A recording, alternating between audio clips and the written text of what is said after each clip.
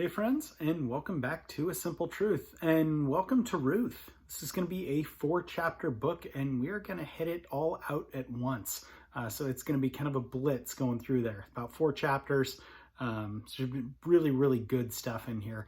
We'll talk very briefly about some of the stuff that I've learned when going through this book. So last time, if you remember, we looked at Samson, Delilah. We saw the story of Gibeah and some of the terrible stuff that had been going on then. So Ruth takes place right in there. So all 4 chapters. So that being said, let's get into it. Chapter 1. Now it came to pass in the days when the judges ruled that there was a famine in the land, and a certain man of Bethlehem, Judah, went to dwell in the country of Moab, he and his wife and his 2 sons. The name of the man was Elimelech, and the name of his wife was Naomi. And the names of the 2 sons were Mahlon and Chilion, Ephrathites of Bethlehem, Judah. And they went to the country of Moab and remained there. Then Elimelech, Naomi's husband, died, and she was left in her 2 sons. Now they took wives of the women of Moab. The name of one was Orpah, and the name of the other Ruth. And they dwelt there about 10 years. Then both Mahlon and Chilion also died. So the woman survived her 2 sons and her husband.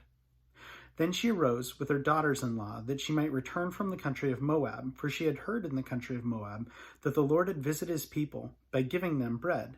Therefore she went out from the place where she was, and her 2 daughters-in-law with her, and they went on the way to return to the land of Judah. And Naomi said to her 2 daughters-in-law, Go, return each to your mother's house. The Lord deal kindly with you, as you have dealt with the dead and with me. The Lord grant that you may find rest, each in the house of her husband. So she kissed them, and they lifted up their voices and wept. And they said to her, Surely we will not return with you, or we will return with you to your people. But Naomi said, Turn back, my daughters. Why will you go with me? Are there still sons in my womb, that they might be your husbands? Turn back, my daughters, go, for I am too old to have a husband. If I should say I have hope, if I should also have a husband tonight, and should also bear sons, would you wait for them until they were grown? Would you restrain yourselves from having husbands? No, my daughters, for it grieves me very much for your sakes that the hand of the Lord has gone out against me. Then they lifted up their voices and wept again, and Orpah kissed her mother-in-law, but Ruth clung to her. She said, Look, your sister-in-law has gone back to her people and to her gods. Return after your sister-in-law. But Ruth said, Entreat me not to leave you, or to turn back from following after you.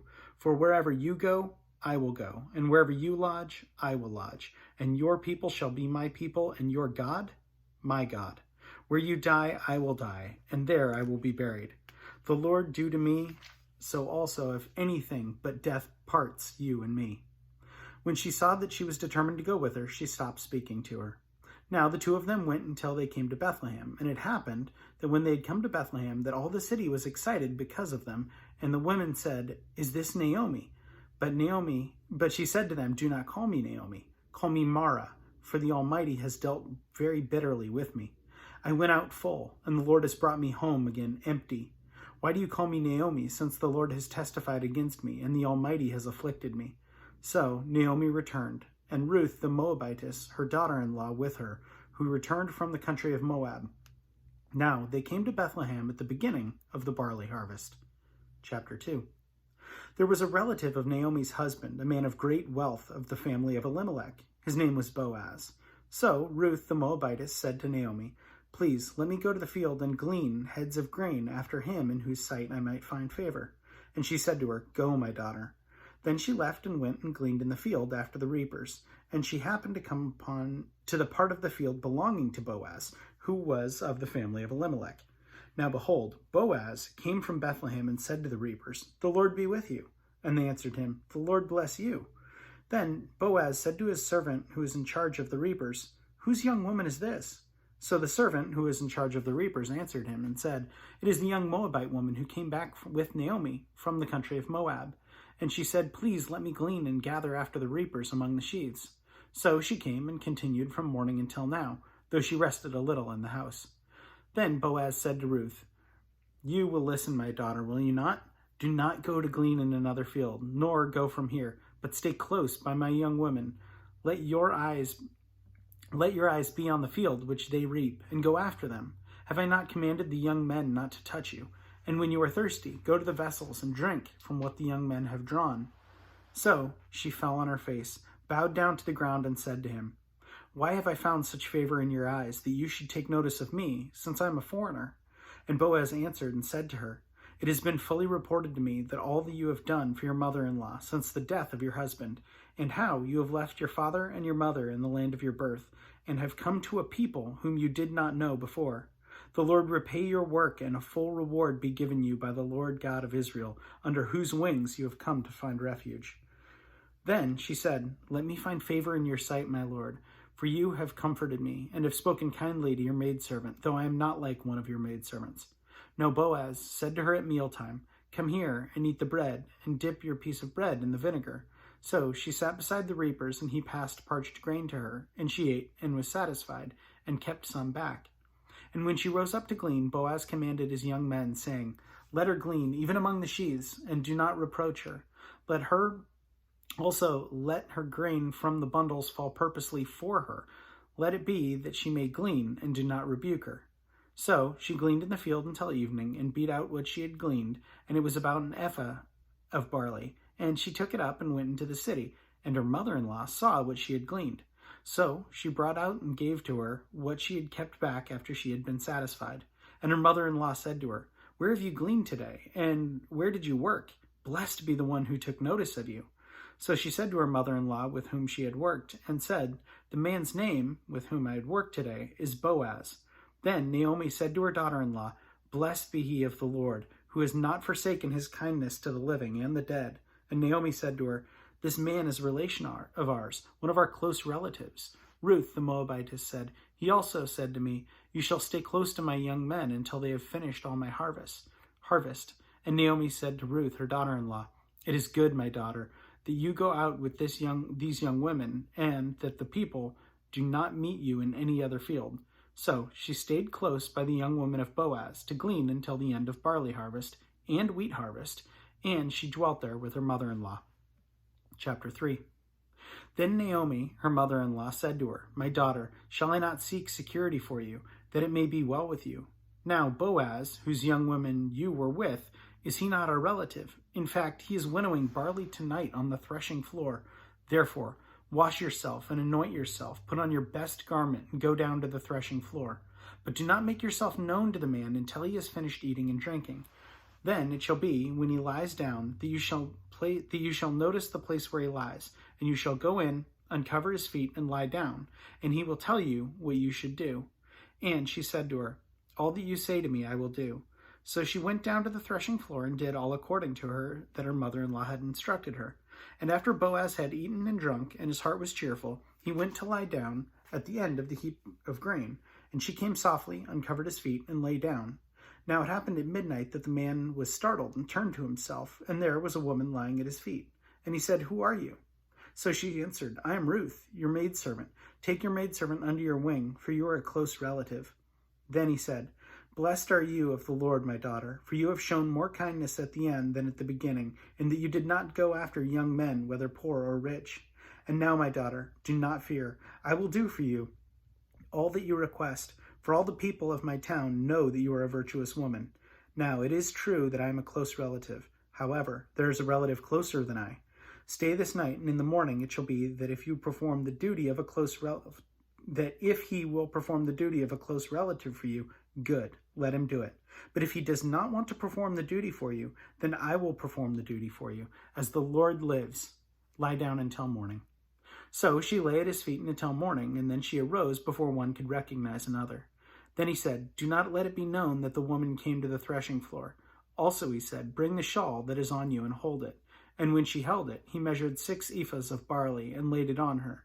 Then she went into the city. When she came to her mother-in-law, she said, Is that you, my daughter? Then she told her all that the man had done for her, and said, These 6 ephahs of barley he gave me, for he said to me, Do not go empty-handed to your mother-in-law.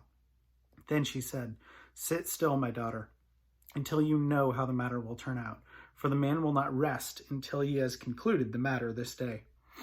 Chapter 4. Now, Boaz went up to the gate and sat down there, and behold, the close relative of whom Boaz had spoken came by. So Boaz said, "Come aside, friend, sit down here." So he came aside and sat down, and he took 10 men of the elders of the city and said, "Sit down here." So they sat down. Then he said to the close relative, "Naomi, who has come back from the country of Moab, sold the piece of land which belonged to our brother Elimelech. And I thought to inform you, saying, buy it back in the presence of the inhabitants of these elders of my people. If you will redeem it, redeem it. But if you will not redeem it, then tell me that I may know. For there is no one but you to redeem it, and I am the next after you." And he said, "I will redeem it." Then Boaz said, "On the day you buy the field from the land of Naomi, you must also buy it from Ruth the Moabitess, the wife of the dead, to perpetuate the name of the dead through his inheritance." And the close relative said, "I cannot redeem it for myself, lest I ruin my own inheritance. You redeem my right of redemption for yourself, for I cannot redeem it." Now this was the custom in former times of Israel, concerning redeeming and exchanging to confirm anything. One man took off his sandal and gave it to the other, and this was a confirmation in Israel. Therefore the close relative said to Boaz, "Buy it for yourself." So he took off his sandal, and Boaz said to the elders of all the people, "You are witnesses this day that I have bought all that was Elimelech's and all that was Kilion's and Mahlon's from the hand of Naomi. Moreover, Ruth the Moabitess, the widow of Mahlon, I have acquired as my wife to perpetuate the name of the dead through his inheritance, that the name of the dead may not be cut off from among his brethren and from his position at the gate. You are witnesses this day." And all the people who were at the gate said, and the elders said, "We are witnesses. The Lord make the woman who is coming to your house like Rachel and Leah, the two who built the house of Israel, and you may prosper in Ephrath and be famous in Bethlehem. May your house be like the house of Perez, whom Tamar bore to Judah, because of the offering which the Lord will give you from this young woman." So Boaz took Ruth, and she became his wife. And when he went in to her, the Lord gave her conception, and she bore a son. Then the woman said to Naomi, "Blessed be the Lord, who has not left you this day without a close relative, and may his name be famous in Israel. And may he be to you a restorer of life and a nourisher of your old age. For your daughter-in-law, who loves you, who is born to you, is better than 7 sons, and has borne him." Then Naomi took the child and laid him in her bosom, and became a nurse to him. Also, the neighbor women gave him a name, saying, "There is a son born to Naomi." And they called his name Obed. He is the father of Jesse, the father of David. Now, this is the genealogy of Perez. Perez begot Hezron, Hezron begot Ram, Ram begot Amminadab, Amminadab begot Nahshon, Nahshon begot Salmon, Salmon begot Boaz, and Boaz begot Obed. Obed begot Jesse, and Jesse begot David. So again, we hit out Ruth in one day. Again, it's a really, really quick book. And I used to just read right over this book. I admittedly didn't think a whole lot about it until I had heard that, yeah, the story is true, but it's also speaks of types in the Bible. And I had to write this down to make sure that I got it right. It's believed also that there is some symbolism going on there between Naomi acting as Israel and then Ruth being us and the church. And in between those two, Boaz is, in this instance, kind of acting as Jesus, acting as the kinsman redeemer to redeem those people, aka to redeem us or the church. And there is a absolutely beautiful story in there when you read it through with that lens. It is absolutely incredible what's happening. And I know some of that sounds weird, right? Like, why did she lay at his feet at the threshing floor and uncover his feet, and what's that look like? And that is maybe a story for another day. There's a lot there, but it is an absolutely beautiful story, recognizing Jesus is the one that redeems us, and we very much need a kinsman redeemer. He is the one that bridges that gap so that we can approach God in humility, not because of our goodness, but because we have been redeemed through the death of his son. Anyway, that's all I have today. Great book, and so happy to have you join. As always, thanks so much for joining. Have a great rest of your day.